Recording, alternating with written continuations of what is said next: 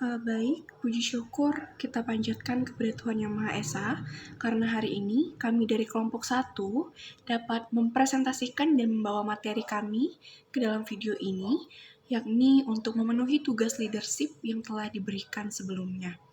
Baiklah, kami dari kelompok 1 akan membawakan materi mengenai kepemimpinan yang efektif. Baiklah, saya selaku moderator, perkenalkan anggota kelompok kami yang terdiri dari saya sendiri, Berlia Laura, dengan NIM B103-1211073. Kemudian ada Felicia Angelin dengan NIM B103-1211067. Dan ada Pamela Tri Januari dengan NIM B103-1211084.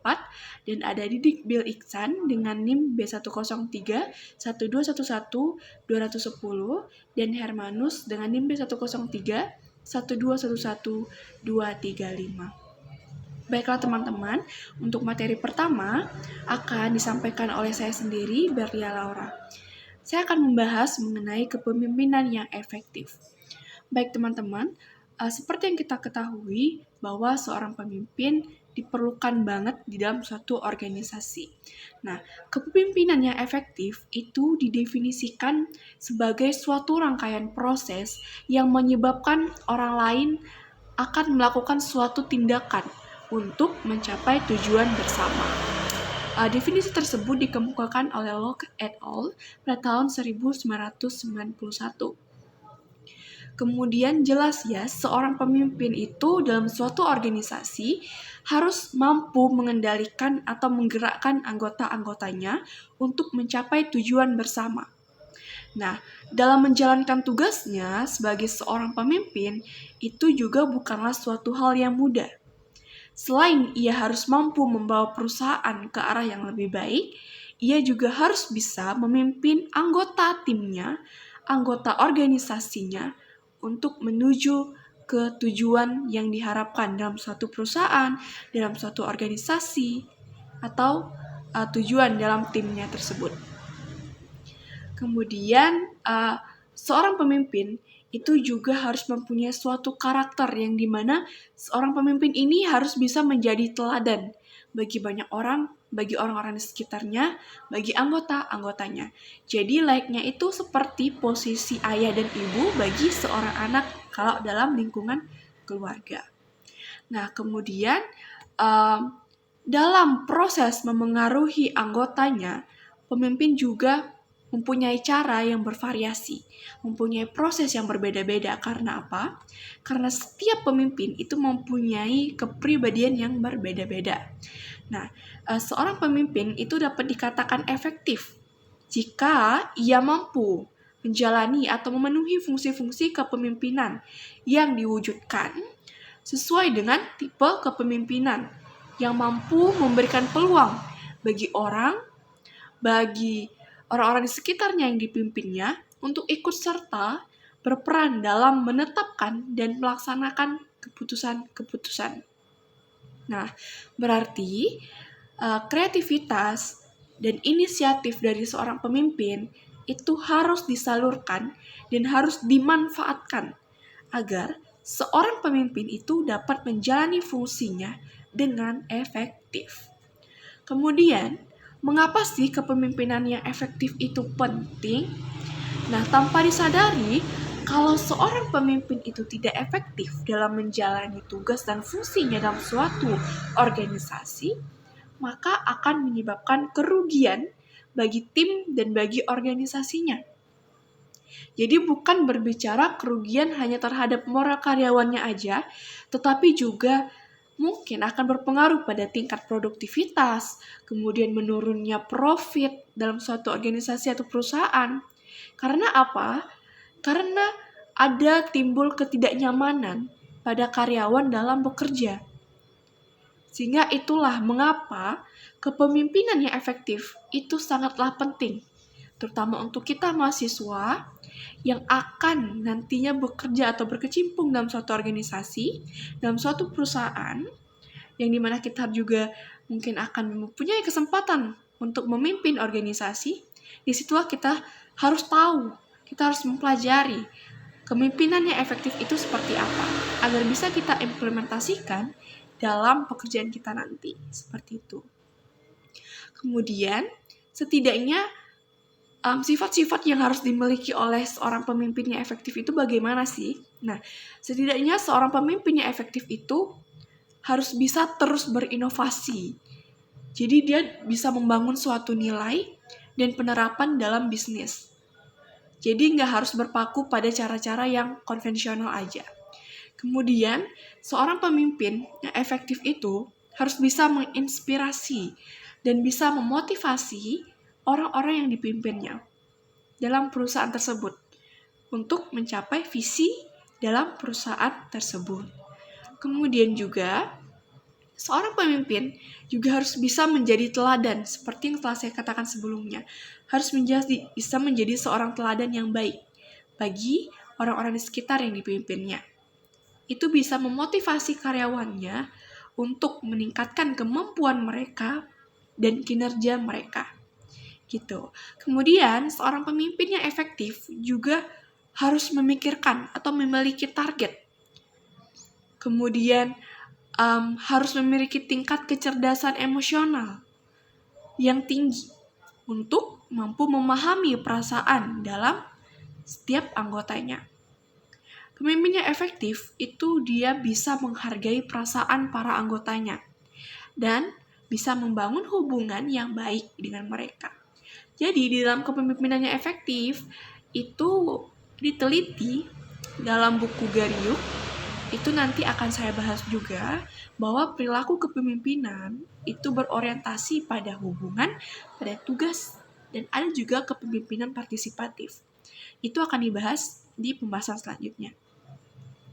Kemudian tadi kita lanjutkan bahwa seorang pemimpin yang efektif juga ia mampu memberikan kesempatan kepada setiap anggota yang dipimpinnya terhadap akses informasi.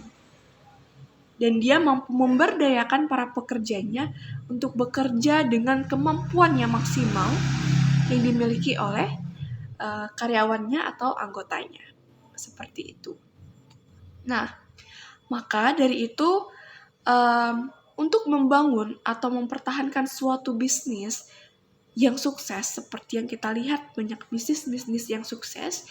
Nah, para pengusaha ini gitu ya, harus memiliki dan menerapkan kepemimpinan yang efektif dalam menciptakan lingkungan kerja yang nyaman.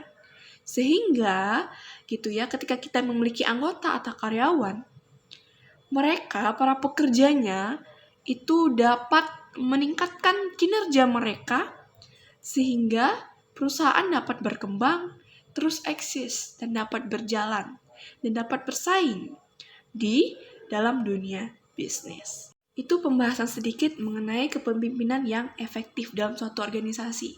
Itu gambaran umum yang perlu teman-teman ketahui, yang perlu kita pahami, gitu ya. Kemudian, selanjutnya di sini dikatakan bahwa penelitian menjabarkan bahwa terdapat 3 jenis perilaku kepemimpinan, seperti yang telah saya singgung sebelumnya.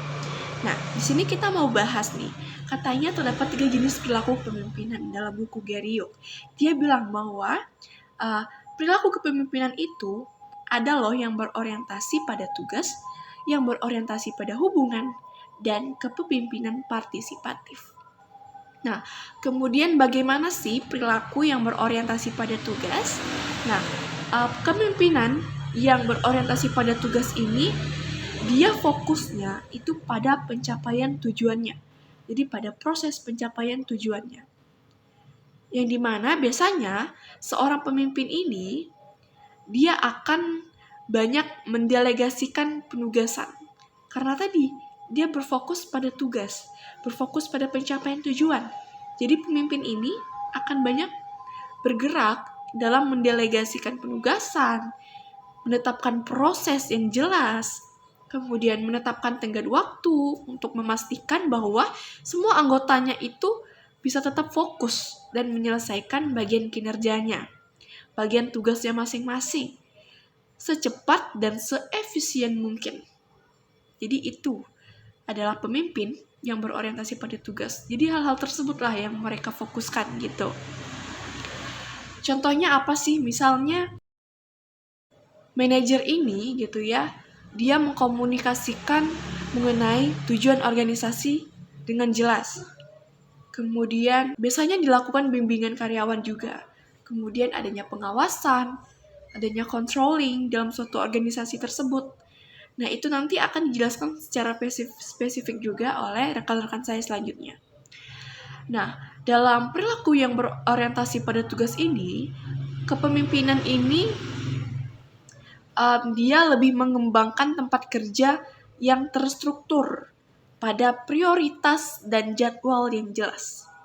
Jadi kepemimpinan yang berorientasi pada tugas itu fokusnya ya seperti yang saya bilang tadi, untuk menyelesaikan tujuan, mencapai tujuan secara cepat dan efisien, secara efektif.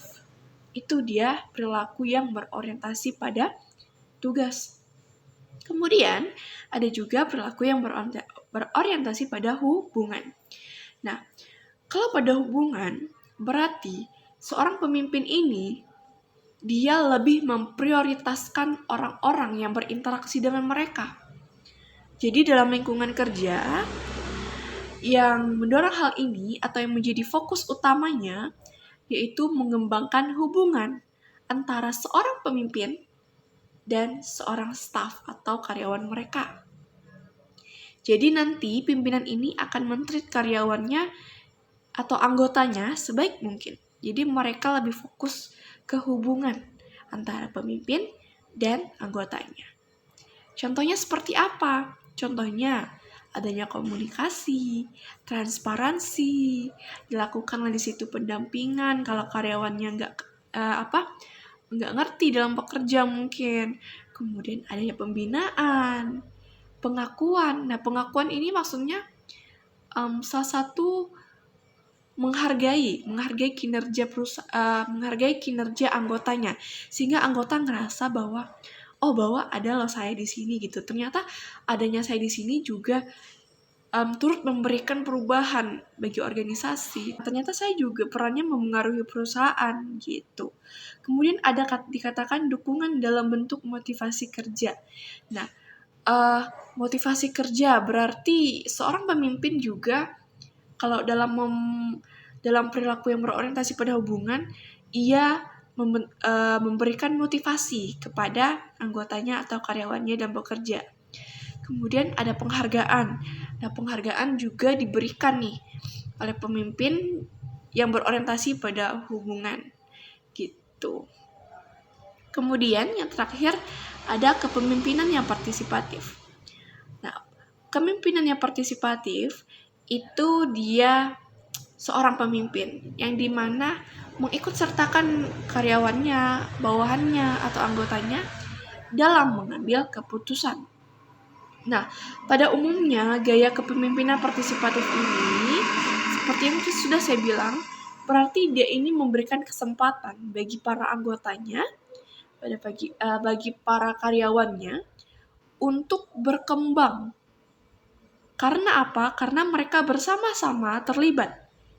Baik itu pemimpin dan anggota dari tim tersebut untuk mengambil sebuah keputusan. Nah, adapun contohnya itu seperti apa? Contohnya adanya konsultasi, ya di mana mereka akan menemukan solusi lewat pemikiran dari anggota dan pemimpin. Kemudian seperti yang saya bilang tadi, adanya pengambilan keputusan secara bersama, membagi kekuasaan, desentralisasi, dan manajemen yang demokratis. Nah, di sini gitu ya, pada kepemimpinan yang partisipatif, karyawan itu bisa berkembang dalam segi knowledge dan lain sebagainya. Karena apa? Karena yang mengambil keputusan tidak hanya seorang pemimpin, tapi di situ melibatkan juga karyawan, melibatkan juga anggota untuk mengambil keputusan, mengambil solusi untuk memecahkan masalah yang sedang mereka hadapi. Jadi seperti itulah penjelasan dari saya mengenai kepemimpinan yang efektif dan 3 jenis perilaku kepemimpinan. Baik, sekarang kita akan masuk pada perilaku tugas yang spesifik.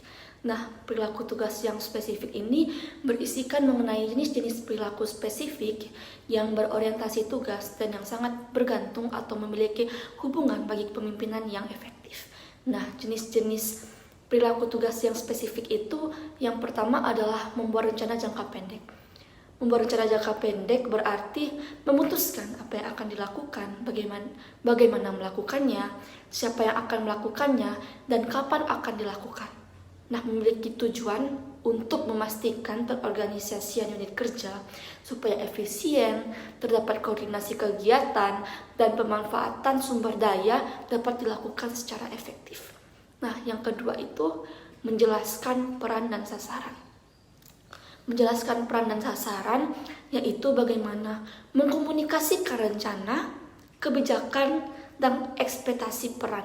Nah, menjelaskan peran sasaran dibagi menjadi beberapa bagian, yaitu mendefinisikan tanggung jawab dan persyaratan kerja, menetapkan tujuan kinerja, dan menugaskan tujuan khusus.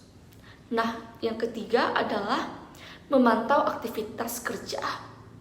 Pemantauan membutuhkan pengumpulan informasi tentang operasi unit organisasi manajer, termasuk kemajuan pekerjaan, kinerja bawahan individu, kualitas produk atau layanan yang dihasilkan, dan keberhasilan proyek atau event atau program. Nah, pemantauan dapat dilakukan dalam berbagai bentuk seperti pengamatan aktivitas kerja, membaca laporan tertulis, menonton tampilan layar komputer dari data kinerja, memeriksa kualitas contoh pekerjaan, mengadakan pertemuan tinjauan kemajuan dengan individu atau kelompok, serta ikut bagian secara langsung dalam proses operasi, termasuk dalam bagian memantau aktivitas dan kinerja. Nah, selanjutnya kita akan masuk ke bagian rencana aktivitas kerja atau planning work activity. Nah, perencanaan ini merupakan suatu perilaku yang mencakup pengambilan keputusan mengenai tujuan, prioritas, strategi organisasi, pekerjaan, penugasan tanggung jawab, penjadwalan kegiatan, dan alokasi sumber daya di antara berbagai aktivitas sesuai dengan kepentingan relatifnya. Nah, perencanaan sebagian besar merupakan aktivitas kognitif yang melibatkan pemrosesan informasi, analisis, dan memutuskan. Nah, tujuan dari perencanaan adalah untuk memastikan organisasi yang efisien unit kerja, koordinasi kegiatan, dan pemanfaatan sumber daya secara efektif.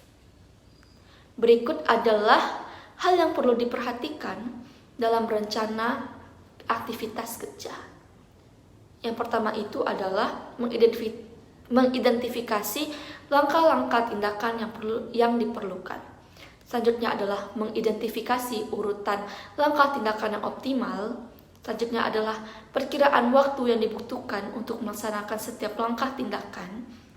Selanjutnya adalah menentukan waktu mulai dan tengah waktu untuk setiap langkah tindakan. Yang selanjutnya adalah perkiraan biaya setiap langkah tindakan. Yang selanjutnya adalah menentukan siapa saja yang akan tanggung jawab untuk setiap langkah tindakan. Nah, yang terakhir adalah mengembangkan prosedur untuk memantau kemajuan suatu event atau organisasi tersebut. Baiklah, masuk ke materi selanjutnya yaitu clarifying role and objective, yang artinya klarifikasi peran dan tujuan. Memperjelas peran dan tujuan sangat penting untuk membentuk suatu tim agar dapat berjalan dengan efektif. Jika kita adalah seorang pemimpin dalam sebuah tim, jangan berharap orang akan mengikuti apa yang Anda katakan jika tidak menjelaskan apa yang kita inginkan dari mereka. Klarifikasi sendiri adalah komunikasi rencana, kebijakan, dan ekspektasi peran. Tujuan mengklarifikasi peran ini adalah untuk memandu dan mengkoordinasikan aktivitas kerja serta memastikan orang tahu apa yang harus dilakukan dan bagaimana cara untuk melakukannya. Dalam tim yang berjalan dengan efektif, penting bagi setiap bawahan untuk memahami tugas, fungsi, dan aktivitas apa yang diperlukan dalam pekerjaan dan hasil apa yang diharapkan. Pedoman yang akan menunjukkan bagaimana pemimpin dapat secara efektif menetapkan tugas kepada bawahan dan memperjelas peran serta tanggung jawab bawahan. Mereka membantu kita, seorang pemimpin, membangun tim yang efektif yang menjamin kinerja yang tinggi. Berikut adalah panduan untuk mengklarifikasi peran dan tujuan tim agar dapat berjalan dengan efektif. Yang pertama yaitu jelaskan tugas dengan jelas. Saat memberikan tugas, gunakan bahasa yang jelas serta mudah dimengerti. Jika lebih dari satu tugas yang terlibat, jelaskan tugas satu persatu untuk menghindari kebingungan. Jelaskan apa yang perlu dilakukan, sebutkan kapan harus dilakukan, dan jelaskan hasil yang diharapkan. Jelaskan juga aturan organisasi atau prosedur standar yang harus diikuti oleh siapa saja yang melakukan tugas tersebut. Kemudian panduan yang kedua yaitu jelaskan alasan tugas tersebut. Jelaskan mengapa tugas itu perlu dan penting dan mengapa orang tersebut terpilih untuk bertanggung jawab atas tugas yang diberikan tersebut. Kemudian yang ketiga ada periksa pemahaman tentang tugas yang diberikan. Tidak cukup hanya mengkomunikasikan ataupun menjelaskan tugas kepada anggota tim. Waspadai indikasi bahwa orang tersebut tidak memahami instruksi yang diberikan. Untuk tugas yang kompleks atau tugas yang sulit yang belum pernah dilakukan oleh orang tersebut sebelumnya akan berguna untuk menggali pemahaman. Misalnya, tanyakan bagaimana orang tersebut mengharapkan untuk melaksanakan tugas tersebut. Kemudian panduan yang keempat ada berikan instruksi yang diperlukan tentang cara melakukan tugas tersebut. Jika orang tersebut membutuhkan instruksi bagaimana melakukan tugas, tunjukkan dan jelaskan prosedur satu persatu dengan menggunakan bahasa yang sederhana dan bahasa yang jelas. Tunjukkan prosedur yang benar dan prosedur yang salah, dan jelaskan syarat yang menunjukkan apakah suatu prosedur telah dilaksanakan dengan benar. Selanjutnya ada panduan yang kelima, yaitu jelaskan prioritas untuk tujuan atau tanggung jawab yang berbeda. Tugas seringkali melibatkan lebih dari salah satu jenis tujuan, dan mungkin ada pertukaran di antara tujuan tersebut. Misalnya, tujuan mungkin melibatkan kuantitas dan kualitas pekerjaan. Dan ketika terlalu banyak waktu yang dicurahkan untuk satu tujuan lainnya mungkin terganggu. Penting juga untuk menjelaskan prioritas relatif dari berbagai tujuan dan memberikan panduan tentang cara mencapai keseimbangan yang efektif di antara tujuan-tujuan tersebut. Kemudian, panduan yang keenam atau yang terakhir, tetapkan tujuan dan tenggat waktu spesifik untuk tugas-tugas penting. Tujuan kinerja yang jelas dan spesifik seringkali berguna untuk membantu upaya dan meningkatkan motivasi tugas. Kemudian, sasaran juga harus menantang tetapi realistis mengingat kesulitan tugas tersebut. Keterampilan bawahan dan sumber daya yang tersedia yang dibutuhkan untuk pekerjaan itu. Untuk tugas yang perlu diselesaikan pada waktu dan tanggal tertentu, ada gunanya untuk menetapkan tenggat waktu tertentu untuk keseluruhan tugas. Nah, teman-teman, setelah kita membahas mengenai clarifying roles and objectives atau klarifikasi peran dan tujuan, saatnya kita membahas mengenai monitoring operation and performance atau pengawasan operasi dan kinerja. Pengawasan atau monitoring melibatkan pengumpulan informasi tentang aktivitas unit organisasi manajer tersebut yang mencakup kemajuan kinerja bawahan, kualitas produk atau jasa, dan keberhasilan proyek atau program. Pengawasan memberi banyak informasi yang dibutuhkan untuk melakukan perencanaan serta pemecahan masalah. Nah, lalu apa saja hal yang dapat dilakukan untuk melakukan pengawasan operasi serta kinerja? Seperti yang dapat kita lihat di PPT, ada 9 hal yang dapat kita lakukan untuk melakukan pengawasan operasi serta kinerja. Yang diantaranya yaitu yang pertama, mengidentifikasi dan mengukur indikator kinerja utama. Kemudian yang kedua yaitu pantau variabel proses utama serta hasil. Lalu yang ketiga ada kembangkan sumber informasi independen. Dan yang keempat ada mengukur kemajuan terhadap rencana dan juga anggaran. Kemudian yang kelima ada melakukan pertemuan, tinjauan, kemajuan pada waktu yang tepat. Lalu yang keenam ada amati operasi secara langsung jika memungkinkan. Kemudian yang ketujuh ada ajukan pertanyaan khusus tentang pekerjaan. Kemudian yang kedelapan ada mendorong pelaporan masalah dan juga kesalahan. Dan yang terakhir atau yang kesembilan yaitu gunakan informasi dari pemantauan untuk membantu perilaku lainnya. Sekian materi mengenai clarifying roles and objectives serta monitoring operation and performance yang dapat saya sampaikan. Untuk materi selanjutnya akan dilanjutkan oleh rekan saya. Baik, selanjutnya itu pemberian dukungan yang mencakup 4 hal utama. Yang pertama, tunjukkan penerimaan dan penghargaan positif, yaitu pemimpin yang efektif mengakui dan menghargai kontribusi positif dari bawahan mereka. Mereka memberikan pujian secara terbuka dan memberikan tindakan ini untuk membantu menciptakan rasa dihargai dan diterima di antara tim yang berkontribusi pada motivasi dan semangat kerja yang tinggi. Yang kedua yaitu memberikan simpati dan dukungan saat orang tersebut merasa cemas atau kesal.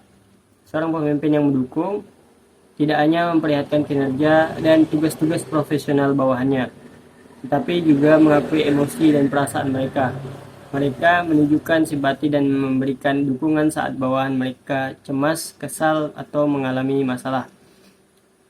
Yang ketiga, meningkatkan harga diri dan kepercayaan diri bawahan. Kepemimpinan yang mendukung juga melibatkan penguatan harga diri dan kepercayaan diri bawahan. Pemimpin yang memberikan tenangan dan yang memadai untuk memberikan kesempatan untuk berkembang. Mereka memiliki umpan balik konstruktif dan membantu bawahan mengembangkan keterampilan dan potensi mereka. Yang keempat, yang terakhir, yaitu bersedia membantu masalah pribadi yang dihadapi bawahan. Pemimpin yang mendukung juga memperlihatkan dan memberikan dukungan terhadap masalah pribadi yang dihadapi oleh bawahan mereka.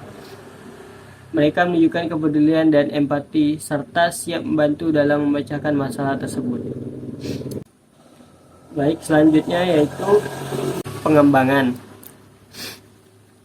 Jadi pengembangan ini ada 8 faktor utama atau faktor penting. Yang pertama yaitu menunjukkan kepedulian terhadap perkembangan seseorang, yang mengutamakan perhatian terhadap perkembangan individu bawahan serta mengakui pentingnya pengembangan mereka. Yang kedua, membantu orang tersebut mengidentifikasi cara meningkatkan kinerja, mendukung bawahan dalam mengidentifikasi area-area peningkatan potensial dan membantu mereka merumuskan strategi.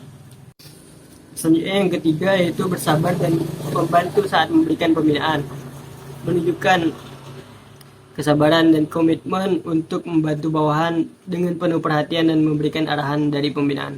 Yang keempat, memberikan saran karir yang bermanfaat, memberikan saran yang berguna terkait jalur karir dan pengembangan profesional bawahan. Selanjutnya yang kelima yaitu mendorong kegiatan pada kegiatan pelatihan, yaitu mendorong dalam dan mendukung partisipasi bawahan dalam kegiatan pelatihan dan pengembangan keterampilan untuk meningkatkan kemampuan mereka. Selanjutnya yang keenam, yaitu memberikan kesempatan untuk belajar dari pengalaman, yaitu mengakui pentingnya pembelajaran melalui pengalaman dan memberikan kesempatan bagi bawahan untuk merefleksikan dan mengambil pelajaran dari situasi yang mereka hadapi. Yang ketujuh, yaitu mendorong pembinaan dari rekan-rekan bila perlu, yaitu mendorong kolaborasi dan dukungan antar rekan-rekan dalam memberikan pembinaan dan pertumbuhan bagi bawahan. Yang kedelapan, yang terakhir, mempromosikan reputasi orang tersebut, yaitu mengakui prestasi dan kontribusi bawahan secara publik untuk membangun reputasi positif mereka di dalam organisasi dan luar organisasi. Terima kasih. Baik, saya akan melanjutkan tentang slide pengakuan. Jadi perlu kita ketahui bersama bahwa pengakuan ini terdiri 3 bentuk utama. Yang pertama itu pujian, yang kedua ini penghargaan, dan yang ketiga ini upacara pengakuan. Yang pertama itu pujian. Jadi pujian ini terdiri dari komentar lisan, ekspresi, atau gerak tubuh yang mengakui pencapaian atau kontribusi yang telah orang lakukan. Maksudnya orang lain lakukan. Yang dimana ini merupakan bentuk pengakuan yang paling mudah dan paling sederhana untuk dilakukan. Tetapi sangat kurang dimanfaatkan oleh banyak manajer yang ada pada sebuah perusahaan.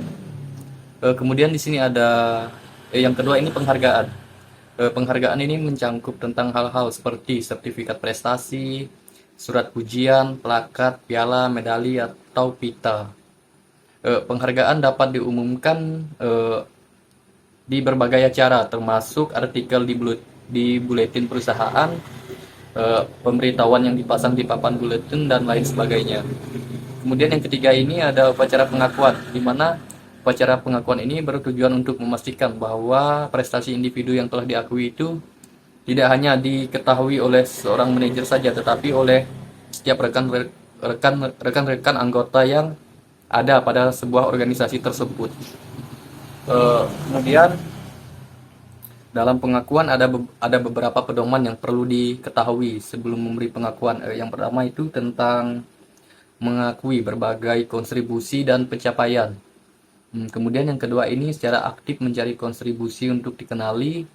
Yang ketiga ini mengenali peningkatan kinerja. Yang keempat itu mengakui upaya terpuji yang gagal.